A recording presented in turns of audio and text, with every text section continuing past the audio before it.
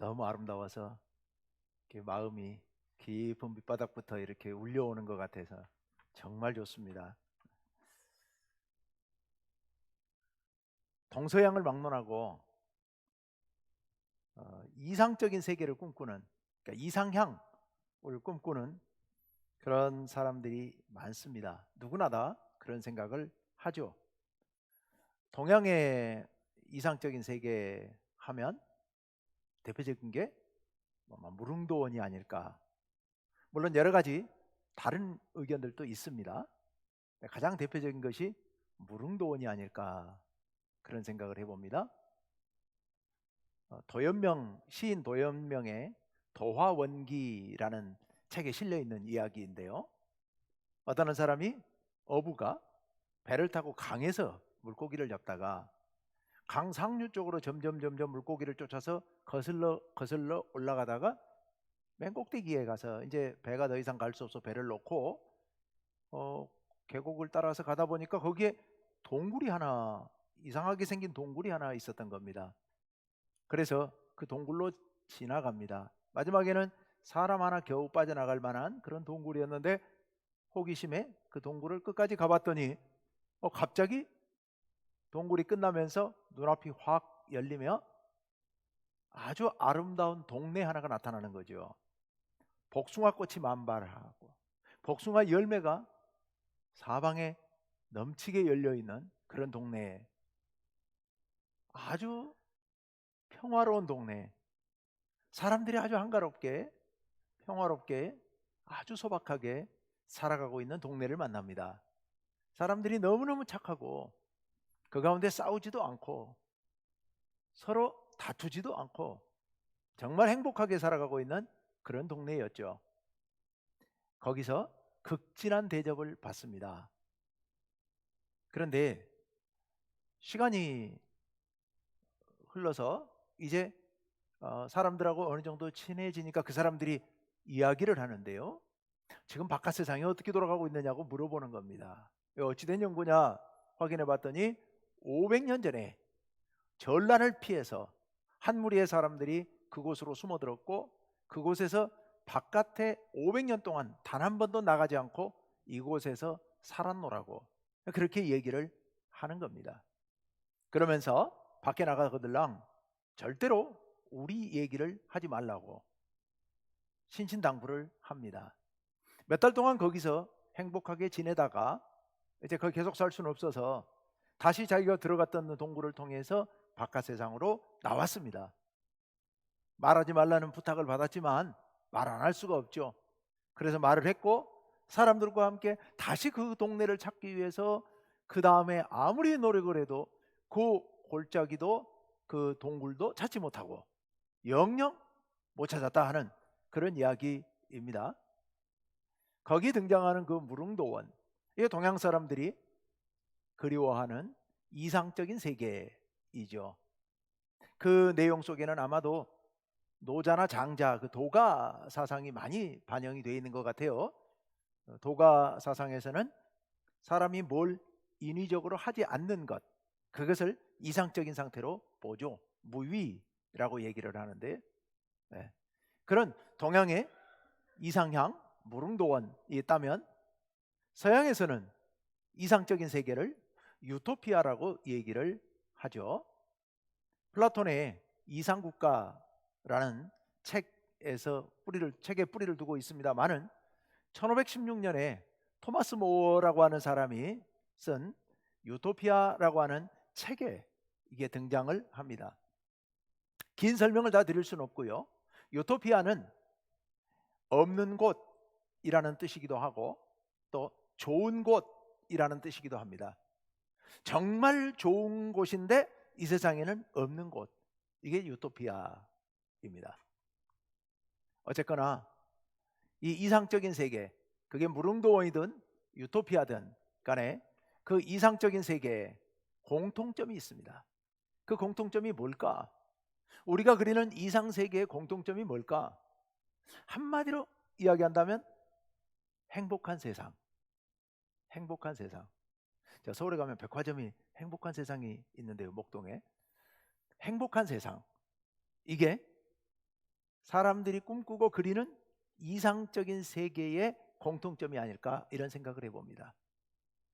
문제는 무엇이 과연 행복한 것이냐, 무엇이 행복한 세상이냐, 이건 좀 많이 생각이 다를 수 있죠. 제가 지난 송구영신 예배 때 행복을 찾는 사람들, 참된 행복을 찾는 사람들 1, 그렇게 설교 제목을 정하고 말씀을 전했었습니다. 아브라함의 일생을 말씀드리면서 하나님 만나서 하나님과 교제하고 하나님과 동행하면서 살았던 아브라함의 삶이야말로 가장 행복한 삶이었다. 우리도 그렇게 살아야겠다라는 말씀을 드렸습니다. 그리고 지난 주일에는 참된 행복을 찾는 사람들 2에서 예수님을 만나 예수님을 영접하고 예수님을 영접함으로 하나님의 자녀가 되어서 하나님과의 관계가 완전히 회복될 때 우리는 진정한 행복을 누릴 수 있다, 이런 말씀을 드렸습니다. 오늘은 참된 행복을 찾는 사람들 3입니다. 오늘은 구체적으로 우리가 어떻게 살아야 행복한 삶을 살아갈 수 있을 것인가에 대한 말씀을 드리고자 합니다. 우리 요한계시록 1장 3절 말씀을 우리 같이 한번 읽어보겠습니다. 다 같이요. 시작.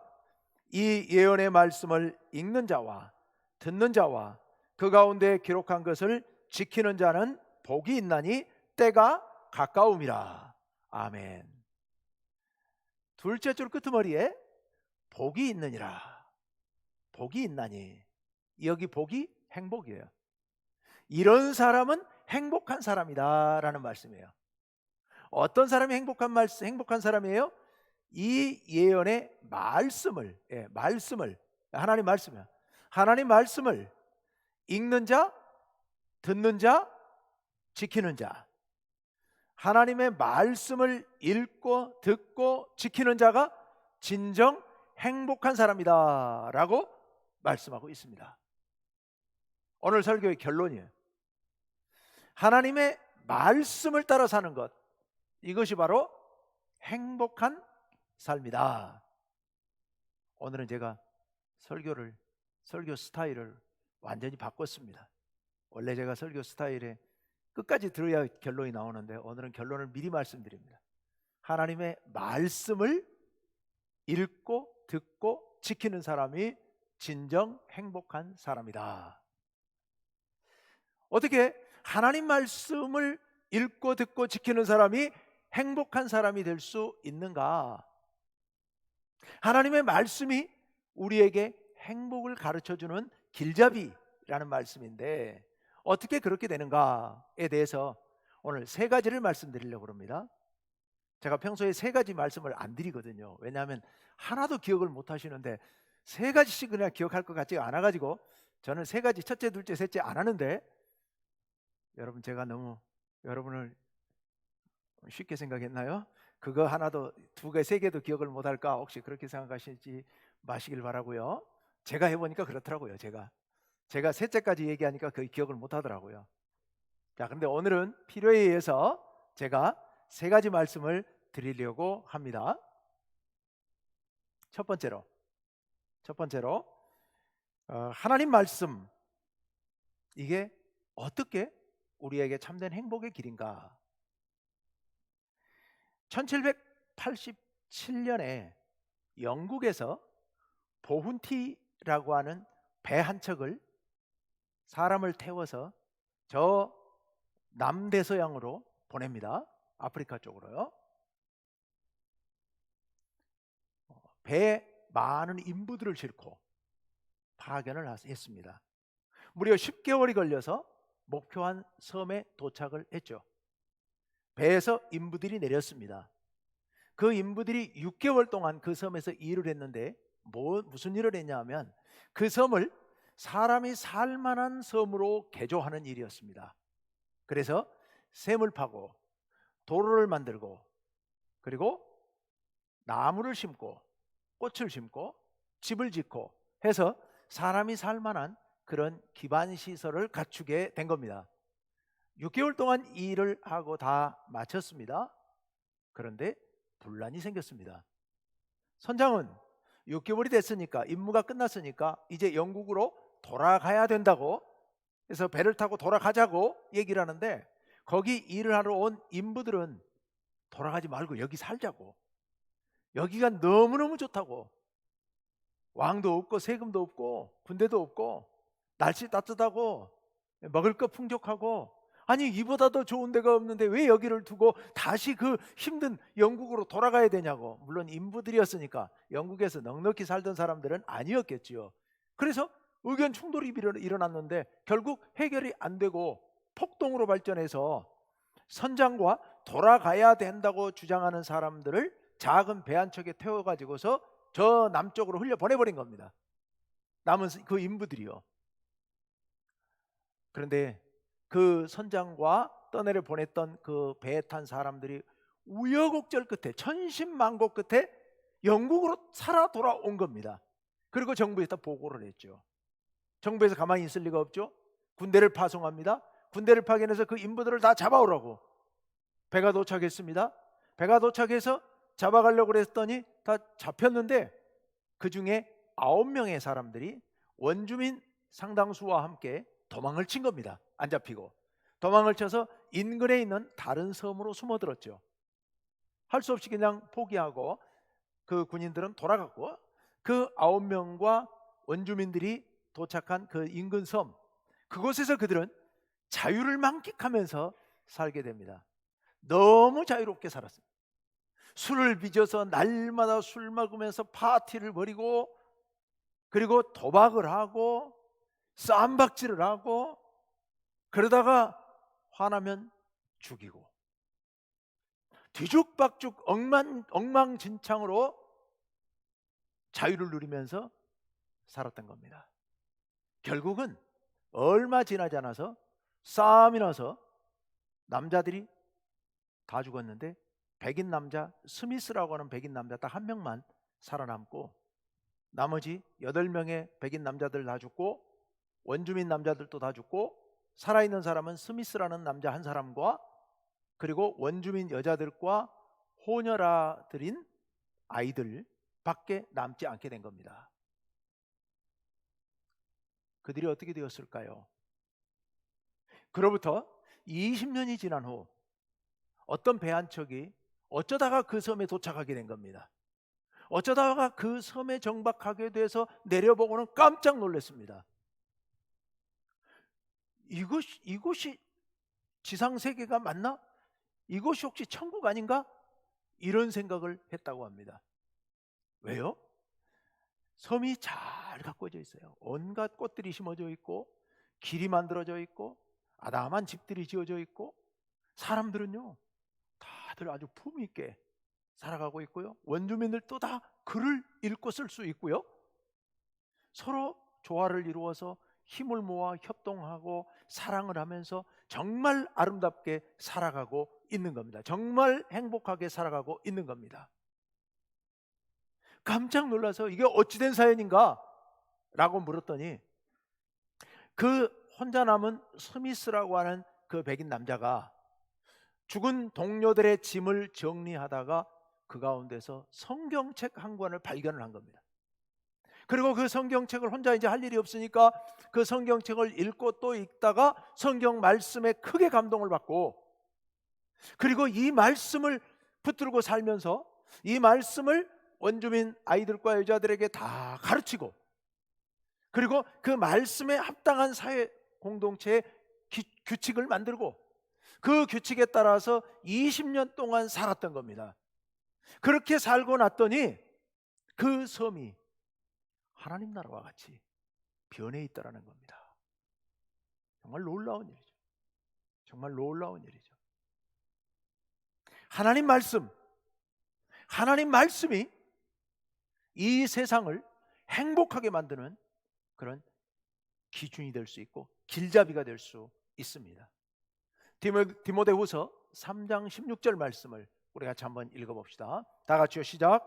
모든 성경은 하나님의 감동으로 된 것으로 교훈과 책망과 바르게 함과 의로 교육하기에 유익하니. 아멘.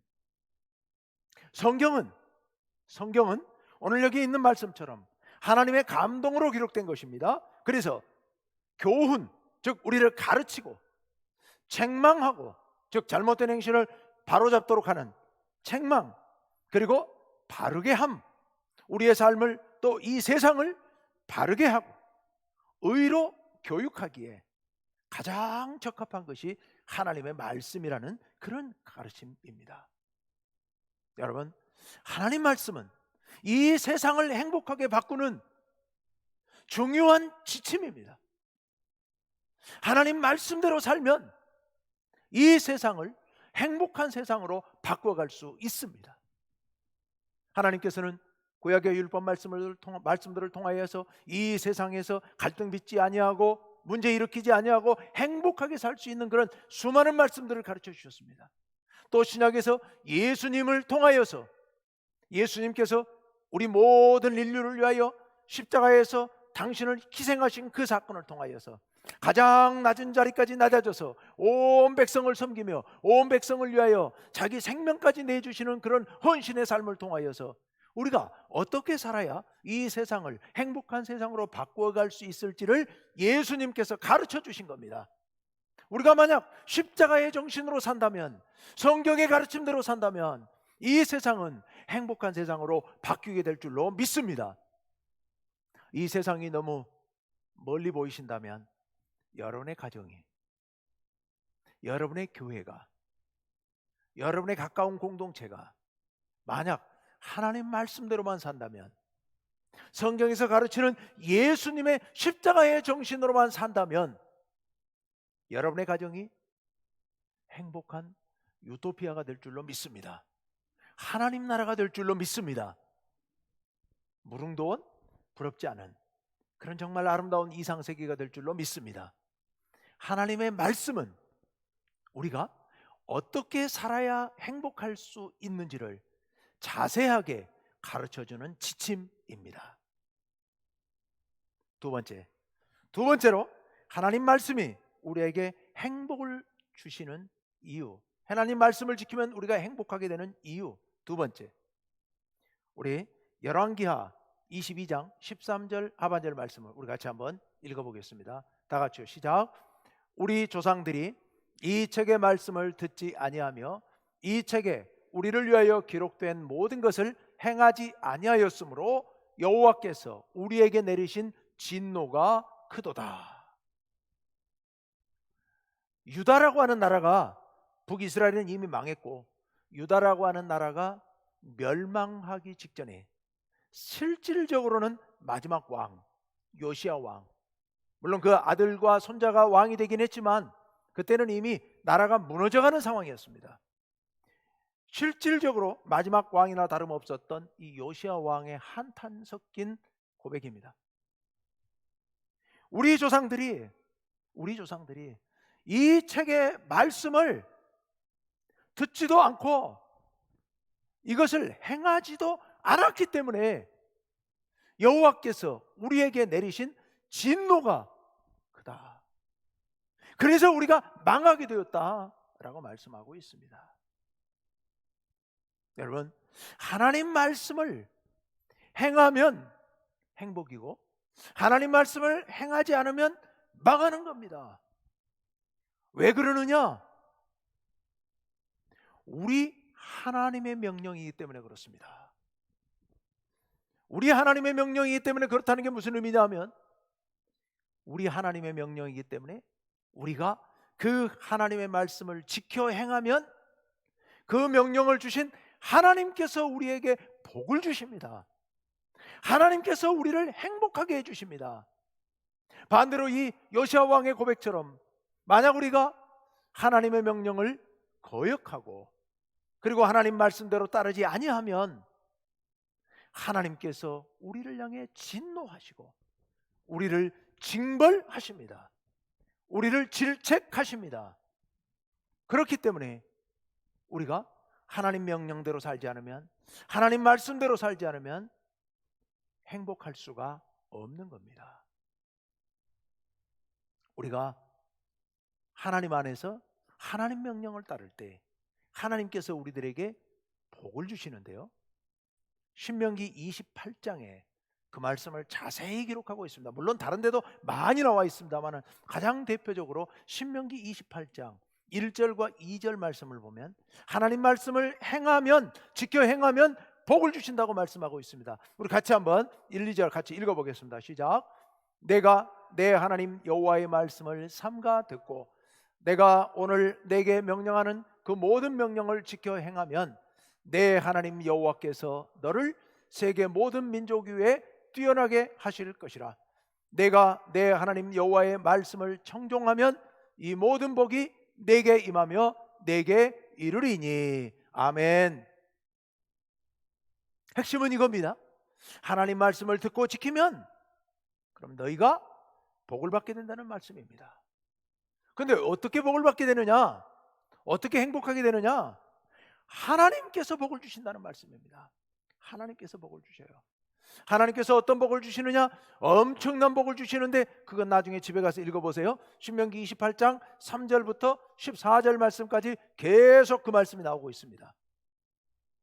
자, 반대로 만약 우리가 하나님 말씀을 지켜 행하지 아니하면, 하나님 말씀을 지켜 행하지 아니하면 신명기 28장 15절 말씀을 띄워주십시오. 네, 우리 같이 한번 읽어보겠습니다. 시작. 내가 만일 내 하나님 여호와의 말씀을 순종하지 아니하여 내가 오늘 내게 명령하는 그의 모든 명령과 규례를 지켜 행하지 아니하면 이 모든 저주가 내게 임하며 내게 이를 것이니. 아멘.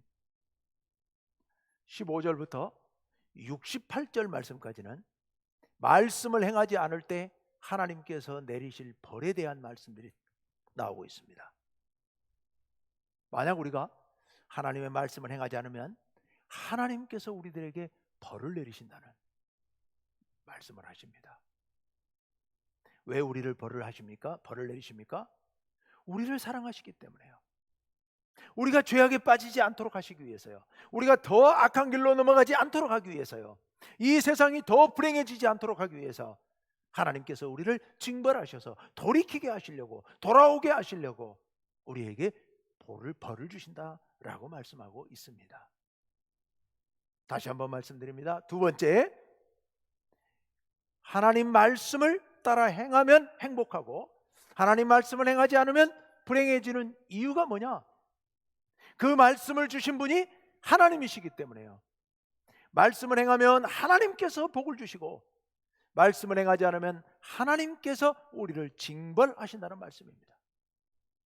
여러분, 하나님께서 주시는 복을 받아 누리시길 바랍니다. 우리 충북교회 모든 성도님들은 한 분도 빠짐없이 하나님께서 주시는 이 놀라운 복을 풍성히 받아 누리시는 우리 성도님들 되시기를 간절히 원합니다. 세 번째로, 하나님 말씀을 지키면 행복하고 하나님 말씀을 지키지 않으면 불행하게 되는 이유. 세 번째, 하나님 말씀은 우리에게 참된 생명의 양식이기 때문에 그렇습니다.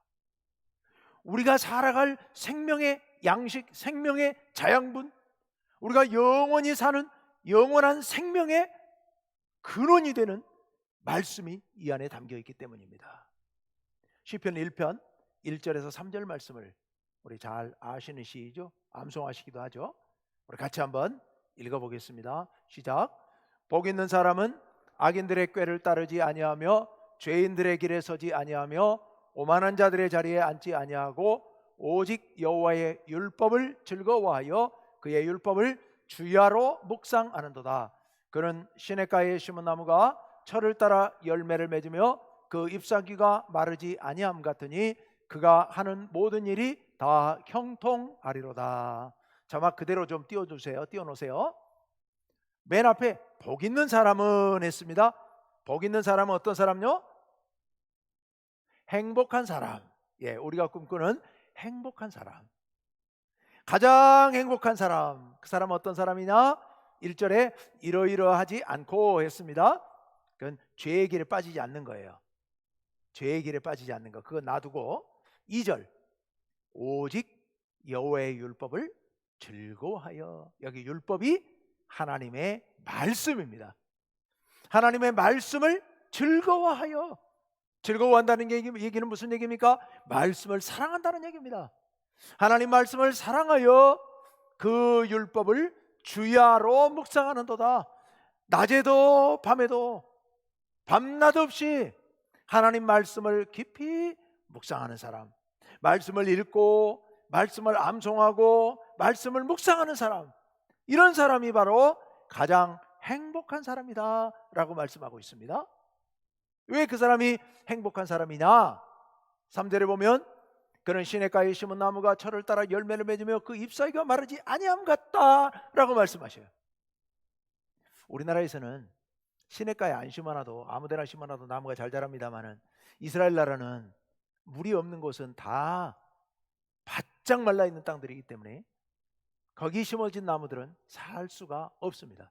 그래서 온통 사막이에요. 다 말라 죽어버립니다. 그런데 오아시스나 시냇가나 강가에 심어진 나무들만 살 수가 있습니다. 왜요? 그로부터 수분을 흡수할 수 있기 때문에요. 수분과 함께 양분을 흡수할 수 있기 때문에요. 살아가는 데 있어서, 나무가 생존하는 데 있어서 없어서는 안 될 수분을, 생명이 살아가는 데 있어서 없어서는 안 될 수분과 양분을 그로부터 흡수할 수 있기 때문에요. 그러면 여기서 시냇가는 뭐겠습니까? 하나님의 말씀입니다.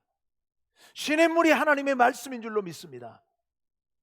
시냇가에 심어졌다는 얘기는 말씀을 주야로 묵상한다는 의미예요. 말씀을 주야로 묵상하는 사람은 마치 시냇가에 심어진 나무와 같이 뿌리를 내려서 그 말씀으로부터 생명의 근원이 되는 물과 양분을 흡족히 흡수함으로 말미암아 그 생명이 풍성하게 될 줄로 믿습니다. 그래서 사철 잎이 푸르르고 많은 아름다운 열매, 달콤한 열매들이 맺히게 되는 겁니다. 그래서 셋째 줄에 있는 것처럼 그가 하는 모든 일이 형통하게 될 줄로 믿습니다. 여러분 어떻게 하실래요? 형통하고 싶지 않으세요? 네, 그러면 시냇물 안 마셔도 물가에 심어지지 않아도 괜찮습니다. 그러나 여러분이 하시는 모든 일이 형통하기를 원하신다면, 여러분의 삶이 잎이 풍성하고 사철 맛있는 열매를 맺히는 그런 아름다운 삶이 되기를 원하신다면 어디 심어져야 되겠습니까? 사막에요? 물가에요? 당연히 물가에 심어져야 되겠죠. 시냇가에 심어져야 되겠죠. 시냇가에 심어진다는 게 무슨 뜻이라고요? 하나님의 말씀을 가까이 한다는 뜻이라고요. 하나님의 말씀, 그 말씀이 바로 생명의 물이 되고 생명의 양식이 되니 우리는 하나님 말씀 옆에 심겨져서 말씀으로부터 물과 양식을 충만히 흡수해서, 그래서 풍성한 삶을 누리고 잎이 푸르르고 열매가 맺고 하는 일마다 형통하게 되는 그런 놀라운 복을 받아 누리시기를 간절히 원합니다. 신약에 오면요, 하나님 말씀 안에는 뭐가 담겨 있습니까? 여러분, 신구약 성경의 중심이 누구 얘기입니까? 예수님 얘기잖아요. 예수님 이야기의 중심이 어떤 이야기입니까? 십자가와 부활이잖아요. 신약 성경에 오게 되면 십자가와 부활을 말씀하고 있습니다. 여러분, 이 십자가와 부활이야말로 우리에게 참 생명을 주는 그런 생명의 양식인 줄로 믿습니다. 우리가 그 말씀을 믿고 그 말씀을 내 가슴 속에 받아들이고 영접할 때 우리 가운데서 참 생명이 움트고 자라게 될 줄로 믿습니다. 그래서 우리가 참 생명을 영원토록 누리게 될 줄로 믿습니다. 십자가의 삶을 우리의 삶으로 받아들이면 우리의 삶은 생명력이 넘치는, 그래서 사철잎이 푸르르고 열매가 맺히는, 하는 일마다 형통하게 되는 놀라운 생명의 삶을 누리게 될 줄로 믿습니다. 이 십자가와 부활의 말씀이 담겨있는 하나님의 말씀, 이 하나님의 말씀이 우리의 행복을 보장하는 길잡이가 되는 줄로 믿습니다. 말씀을 정리해 봅시다. 하나님의 말씀이 우리가 찾는 이상적 세계로 가는, 우리 모두가 행복하게 되는 그런 길잡이입니다. 왜 하나님 말씀이 길잡이가 됩니까? 하나님 말씀 안에는 우리의 삶의 도리들이 적혀 있기 때문입니다. 우리가 어떻게 살아야 행복하게 살 수 있는지, 어떻게 살아야 이 세상이 평화롭고 어떻게 살아야 이 세상이 복된 세상이 될 수 있는지를 하나님께서 세밀하게 가르쳐 주십니다. 특별히 십자가를 통하여서 우리들에게 나를 낮추고 나를 희생하고 헌신하며 봉사하며 그렇게 살아야 우리 모두가 행복하게 살 수 있다는 것을 가르쳐 주고 있습니다. 행복하게 가는 삶의 길을 가르쳐 주기 때문에 하나님 말씀이 행복의 길잡이입니다. 두 번째, 하나님 말씀이 행복의 길잡이인 이유가 뭡니까? 하나님의 명령이기 때문에 그 말씀을 지키면 하나님께서 복을 주십니다. 말씀을 지키지 않으면 하나님께서 우리를 징벌하십니다. 그러므로 말씀을 지키는 것, 이것이야말로 하나님께서 주시는 행복을 받아 누릴 수 있는 지름길이 되는 겁니다. 세 번째로, 하나님 말씀이 우리의 행복의 길잡이가 되는 이유가 뭐라고요? 그 말씀 안에 생명의 양식이 들어있기 때문에요. 우리의 영원한 생명을 보장해 주는 그런 영혼의 양식이 그 안에 담겨 있기 때문에요. 시냇가에 심은 물, 시냇가에 심겨진 나무가 빨아들일 수 있는 그 시냇물과 같은 그 놀라운 생명력 있는 말씀이 담겨 있고, 그리고 우리에게 영원한 생명을 주는 십자가와 부활의 말씀이 들어있기 때문에요. 그렇기 때문에 우리는 하나님 말씀을 통하여 행복으로 나아가야 합니다. 여러분, 성경 말씀은요, 우리에게 복을 주는 말씀이에요. 성경 말씀 첫 장이 창세기 1장이잖아요. 근데 창세기 1장 28절에 이런 말씀이 있어요. 창세기 1장 28절 말씀, 우리 다 같이 한번 읽어볼까요? 시작. 하나님이 그들에게 복을 주시며 하나님이 그들에게 이르시되 생육하고 번성하여 땅에 충만하라, 땅을 정복하라, 바다의 물고기와 하늘의 새와 땅에 움직이는 모든 생물을 다스리라 하시니라. 아멘. 하나님께서 창세기 1장은 세상을 창조하신 이야기지만 그 중에 중심은 사람을 창조하신 거죠. 사람을 창조하시고 난 뒤에 하나님께서 그 사람에게 처음으로 주신 말씀입니다. 뭐라고 말씀하고 있어요? 하나님께서 그들에게 뭘 주시며? 복을 주시며. 하나님께서 우리에게 복을 주십니다. 성경의 맨 마지막 장이 몇 장이죠? 요한계시록 22장이에요. 요한계시록 22장 7절 말씀을 한번 띄워주세요. 네, 다 같이요. 시작. 보라, 내가 속히 오리니 이 두루마리의 예언의 말씀을 지키는 자는 복이 있으리라 하더라. 아멘. 이 성경 말씀을 지키는 자는 뭐가 있다고요? 복이 있다고요. 이 복이 뭐라고요? 행복한 거예요. 행복이에요. 행복. 이 말씀을 지키는 자는 진정 행복한 사람이다 라고 선포하고 있습니다. 성경의 첫 장부터 하나님께서 인간에게 복을 주시겠다고 말씀하시고, 성경의 마지막 장에서 말씀을 지키는 자가 복되다라고, 행복하다라고 선포하고 계십니다. 성경 말씀은 처음부터 끝까지 우리를 행복하게 하는 말씀인 줄로 믿습니다. 우리 성경 말씀을 붙들고 삽시다. 말씀을 붙들고 살면 행복한 삶을 살게 될 줄로 믿습니다. 말씀을 어떻게 붙들고 살아야 될까요? 읽어야죠. 네. 그리고 좋은 구절은 암송해야죠. 그리고 필요하면 공부도 해야죠. 그 다음에 말씀을 깊이 묵상하셔야 됩니다. 그리고 마지막으로 절대 빠뜨리면 안 되는 거, 말씀대로 살아야 합니다.